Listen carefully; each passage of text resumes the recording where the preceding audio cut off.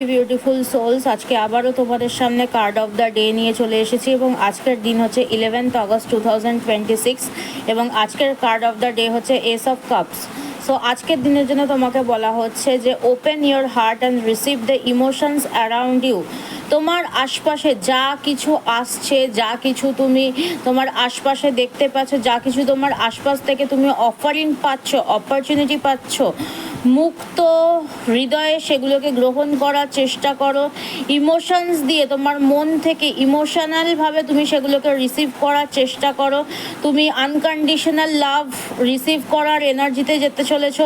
তুমি new beginning পেতে চলেছো, বিশেষ করে তোমার রিলেশনশিপ লাইফে, এবং যে কোনো বিষয়ে তোমার আজকের দিন থেকে কোনো না কোনো নিউ বিগিনিং শুরু হতে চলেছে। ঠিক আছে, তুমি কোনো সম্পর্কের দিক থেকে তুমি কোনো নতুন অপরচুনিটি পেতে চলেছো, নতুন কোনো ফ্রেন্ড তোমার লাইফে আসতে পারে, সেটা তোমার মনের মানুষ হিসেবে আসতে পারে বা কোনো না কোনোভাবে আসতে পারে। ঠিক আছে, এখানে তুমি কোনো না কোনো ব্লেসিংস, প্লেজার পেতে চলেছো, সেলফ লাভ পর্যায়ে পৌঁছাবে। ঠিক আছে, যারা যারা একাকিত্বে ভুগছো তারা নিজের কেয়ার করতে পারো, যত্ন নিতে পারো, কোনো না কোনো কিছু নিউ বিগিনিং হতে চলেছে। ঈশ্বর স্বয়ং তোমার জন্য কোনো নতুন মেসেজ আনতে চলেছে। ঠিক আছে, সেটা তোমার লাভ লাইফের ক্ষেত্রে হতে পারে, কেরিয়ার লাইফের ক্ষেত্রে হতে পারে।